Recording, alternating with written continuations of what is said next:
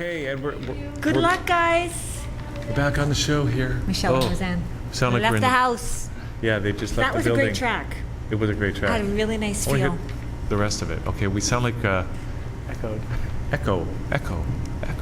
Okay. That's Darth anyway, Vader. here we are, and we got Rob Schaumer joining us here at the table. Rob, great Hi. to meet you. Great to have you on the Hi, show. Rob. Andrew, nice to meet you.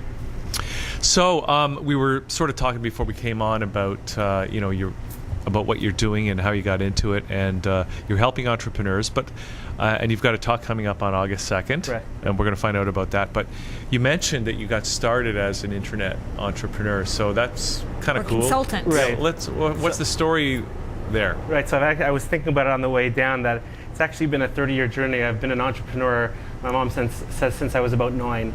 I was always... It's in your blood, right?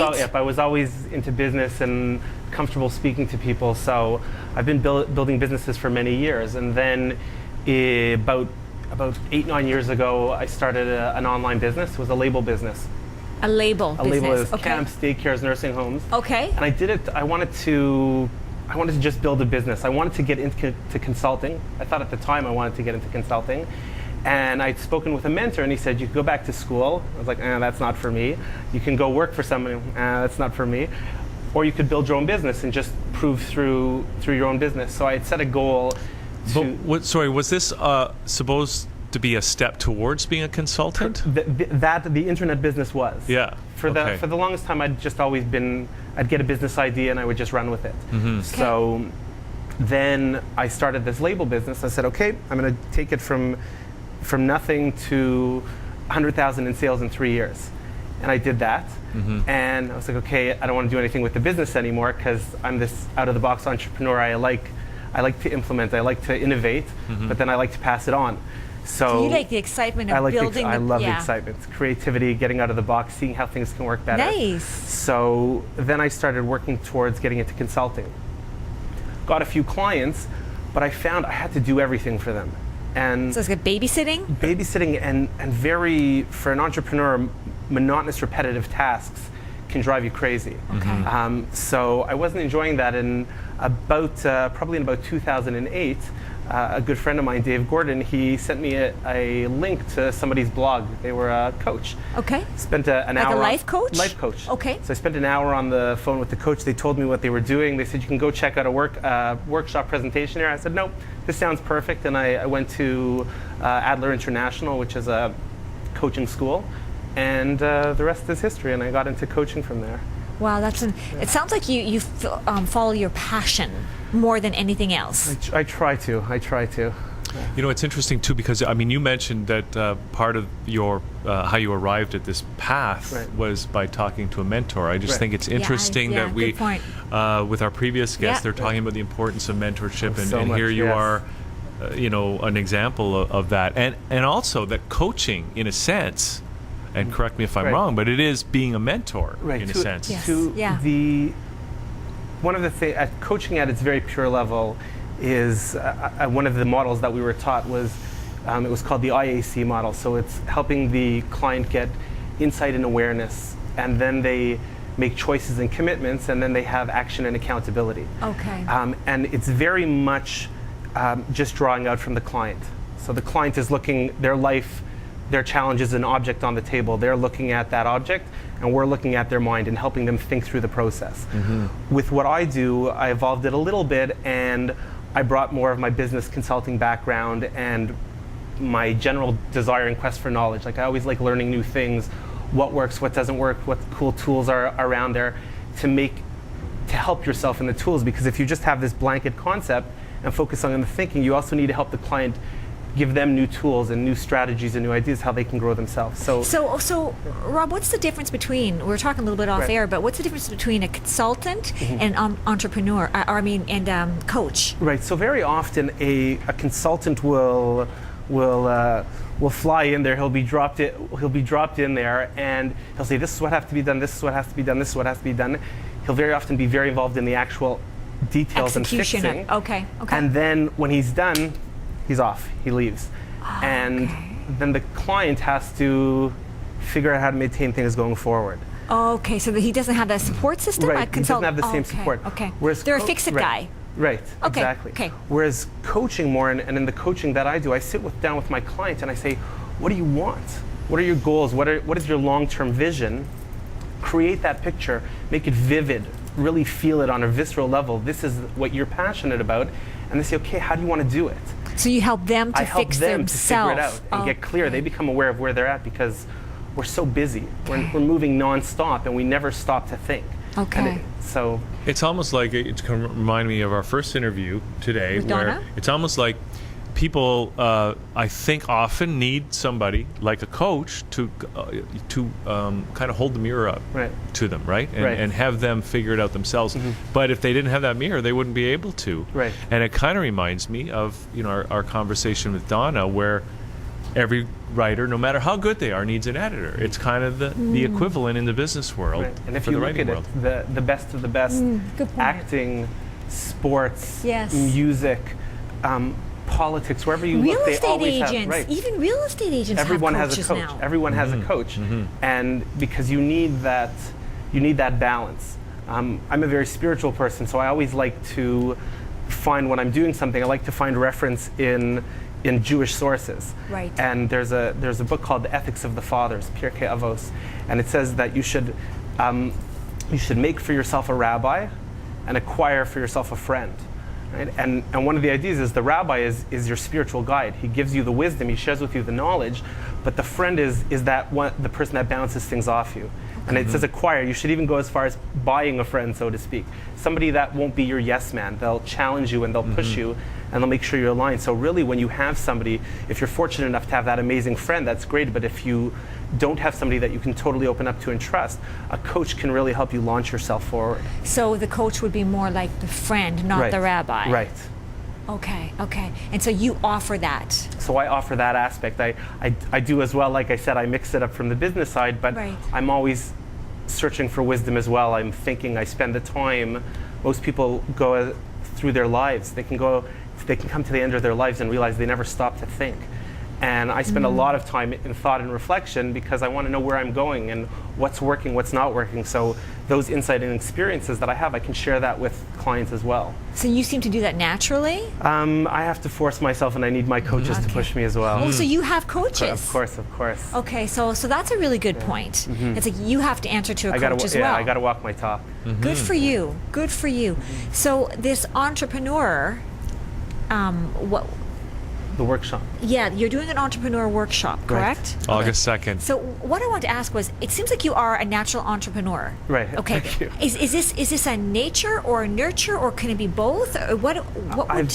I definitely think it's in my blood. Okay. It's by nature I'm an entrepreneur, but to be successful at it, you have to nurture it. Okay. But what if somebody is not by nature? Yeah, because we were talking earlier, I think before you got here today, about how a lot of people are, there's probably more entrepreneurs than ever, right? Out of necessity, though. I made the comment that a lot of them are kind of being forced into it because maybe the job market. opportunities Yeah. aren't Yeah. there, right? Yeah. And so, have you given that any thought about? Definitely. And should Should everybody? So there's a lot of, when I was actually speaking with somebody recently, and they were talking about all these tests people take, like in business, these assessments to figure out if you're the right fit. Aptitudes and things like that, and skills. And it really sort of pegs people. It says, you're not an entrepreneur, you're this, you're that. Was that like the Enneagram and some of those other personality exactly. things? Okay. So there's one that I like. It's called the Colby Index. Okay. It's a Colby A Index, Colby.com.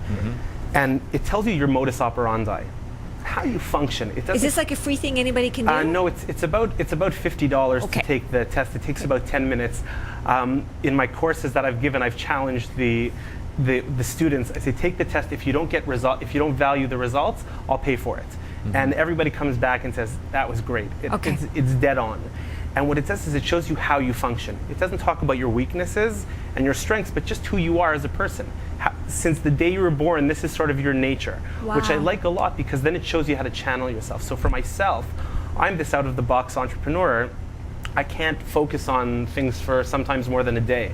I get the idea, I envision it, I write it out, and I'm like, okay, I want somebody else to take it on. I put it in my folder.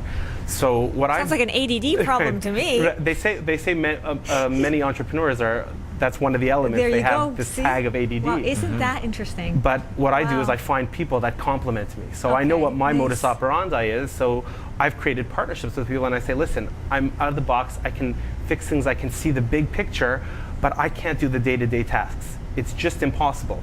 So let's team up Okay. and utilize our strengths together. So Yes. somebody that wants to be an entrepreneur just should be honest with themselves and know themselves and say, okay, where are my strengths? And let me channel my strengths fully. And then wherever I'm weak, I don't want to try to perfect a weakness that will always stay a weakness. I want to stay in my greatness, and I'll find somebody else who has those greatnesses, and my strengths are their weakness, and we'll partner together. And it's much more enjoyable too. Sitting at my business for many years, I was literally alone in my basement. I built my label business in my basement, The Wonders of Modern Technology. But I was going insane because I love interacting with people. Right. So I had to, when I recognized that, it was a very big shift in how I design my businesses and how I interact with people and how I grow myself as an entrepreneur now. Wow. Okay. That's really interesting. Yeah. Wow. Now, so the talk on August 2nd, is there a specific focus to it? So it's called Creating Your Success Blueprint. Creating Your Success Blueprint. And That's an interesting name.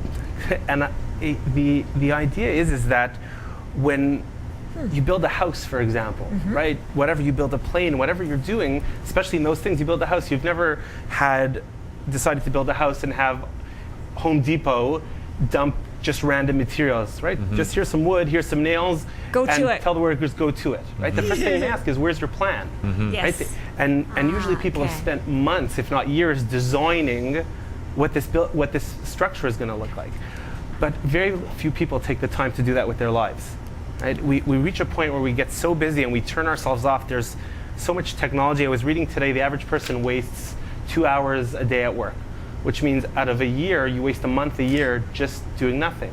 You spend another 3-4 hours a day on the TV. It means out of a year, you spend 3 months a year just wasting your time and not thinking and not stopping. And we're just in this go, go, go cycle. So what I challenge my clients is I say, do you think you could set aside 0.1% of your year? Right? I say 0.1%. Do you think you could handle that? Sure, no problem. It's 3 hours. Right? 3 hours. Stop the world for 3 hours. Go away where nobody can disturb you. Turn off your communication iPhone, devices. all communication, and think. Where do you want to be in 5 years? Right? And this is what part of this course that I'm doing is I want people to stop and think and say, where are you with your life? Have you achieved what you've dreamed of? Or are you just running on autopilot? Because time isn't waiting for you. It's just flying by 20, 30, 40, 80, 90, and you're gone. And you might have never lived your dream. So stop for 3 hours. And really, I think if you want to get the most out of it, you should take about 18 to 24 hours. Over the course of a week, just go and sit in front of a lake in nature and think, what do you want? 5-year goals. What's your 5-year goals? What do you want? And what I go through is a process, 7 life areas, covering areas like what your business should look like, what your fun time should look like, family, relationships, your contribution, your spirituality. What impact do you want to make on the world? What do you want to do just for yourself? So this is holistic in nature. Because It's covering. It's not just business. It's not just business because very often what happens is you get into the flavor of the day. I had a client that approached me and said, I want to do some of this internet marketing, the YouTube and all this thing. And I said to him, from what I know of you, it's not your style. That you're not passionate about it. Why are you getting into it? Oh, well, because everybody's in. So I sent him back to his goal setting. I said, does this fit in with your picture? If it does, great. We'll work on character traits. We'll help you develop certain aspects of your personality so you can make videos. But if it doesn't, just stop right away. Because don't get caught up by the currents. Right. Channel your own gifts. Find out what you're passionate about. The passion, And so that's what you mentioned. The passion that you obviously have, Rob. So did they do it? So they did, and we haven't actually gotten together. They spent about 6 hours. The person spent about 6 hours, and we're going to be meeting to find out what insights are around there. Wow, isn't that interesting? Now, how is that exciting for you when you actually get to have that meeting once they've done that soul searching kind of stuff? And are you ever surprised? Definitely, Okay, because very often the client is surprised. And one of the things that I ask them to do is I ask them to write it in present tense. And as if the 5 years have already passed and what they've accomplished. And because it creates a different shift. When you write, I want to make $100,000, I want to build a big business, right? It doesn't connect you with your emotion. So instead, I've made $100,000 and I've built a big. This is the life I've created. This is the relationships I have. Yeah. And what happens is when you're able to bring emotion and visualization, we don't think in words. We think in images and feelings. It creates a whole shift in an energy, and that's that aspect of the law of attraction. Yeah. When you create enough energy, it draws things to you because now your mind is working. It's on the radar. So one of the things I do is I have them read it to me in that present tense, and I look for their energy. I can imagine that for some people, it's not so easy even because it's like they're reading in the present tense, and it's just like there's probably a disconnect that they have to wrap their. And that comes from the repetition and encouraging yourself to be a little bit silly. Like very often, I can't do this mantra every day and this affirmation every day. But when you start to do it, your mind doesn't know. If you can visualize something with intense emotion and visualization, your mind considers it as if you did it. Right? That's why you have people that have become chess masters and talented golf players while being in prisoner of war camps, right? Because in order not to go crazy, they played over and over again in their mind. And when they came out, suddenly they knew how to play a sport because their body shifted and their muscles thought they were doing it. So when you can have that intense emotion and visualization with it, your body thinks it's real. And in the beginning, it is awkward. But then when you start seeing things happen and your life starts to shift, then you become a believer. Now, how much is discipline a factor in all of this? So very much in life, discipline and creating structure. I did a video recently, and I said, if you want your life to be more spontaneous, you have to be structured. Right? Oh, interesting. Because so often, what do people do? Sunday comes, Saturday, what are you doing tomorrow? And they'll say, we'll wait to see what happens. Like, I don't want to plan anything because something exciting might happen in my life. Right? The greatest opportunity will come tomorrow, and you blow your Sunday. Sunday after Sunday, life just sort of passes away. Pass you by. So you have to plan it. You have to structure it into your life, and you have to be disciplined about it. And that's actually very funny because you were saying sometimes it's hard to get that shift. One of the areas that I've started focusing on more now is for myself is fun. I just turned 39 yesterday, and I'm noticing 1 year left, Rob. Wait a second. But, okay, so you're born on the day that Nelson Mandela. That's amazing company. So right. I remember. Right, now you mentioned. I remember we have similar birthdays, and I was thinking about the fun aspect, like that childish and reconnecting to my inner child. And isn't that amazing? You have to work at thinking of the fun aspect. Sorry, I didn't mean to cut you off, but that's just so. Definitely. It blows my mind. Right, and that's our nature, and yet we have to get back to that. We lose it. We come in this creative, resourceful whole. Like we have no fears as children. Yes. Right? What do we fear? We fear falling, and we fear loud noises. Right? So really at our base level, we like serenity, and we like to be moving forward. We like to be moving up and forward, not falling back and taking risks. Or taking risks, right? Kids take risks all the time. They jump off, they hurt themselves, they do it again. Exactly. So we can lose that childlike aspect. Yeah. So it's been a big focus of mine of recent. Wow. And I'll set up things like having water balloon fights with my wife and my kids, and we'll just get a little bit more crazy and inventive, and now we're pushing ourselves because we realize we want to have family fun time and these quality times.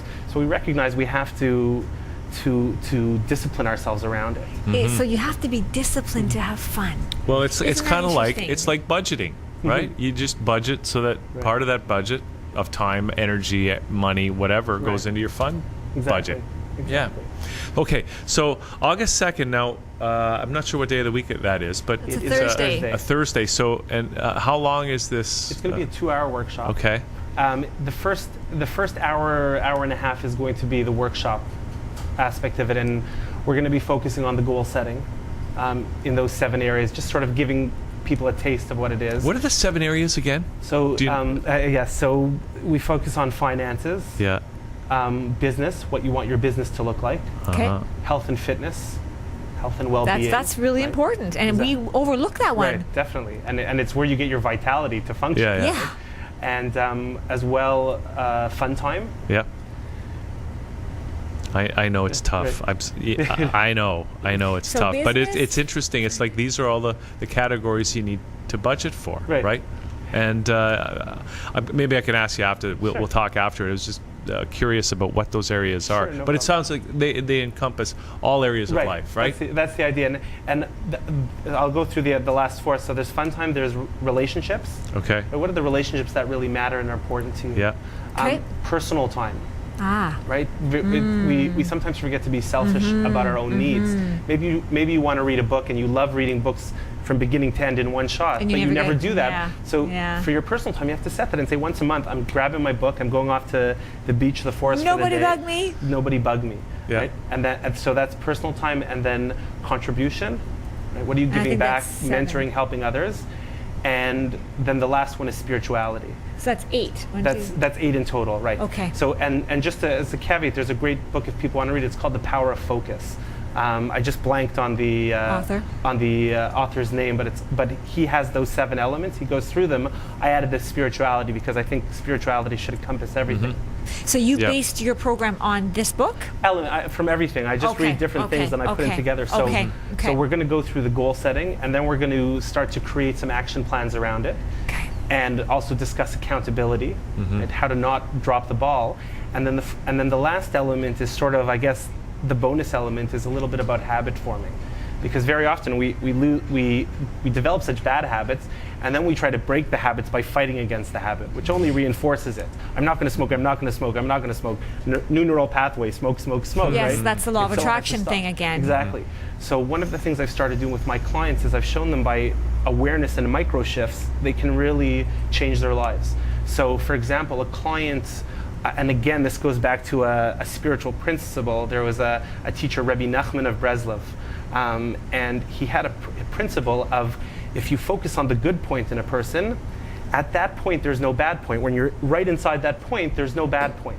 Right. So, okay. And it's just little things, looking for little things, even within yourself. Oh, I can't do this, I can't do that. But if you focus on the little points, at that point you're perfect.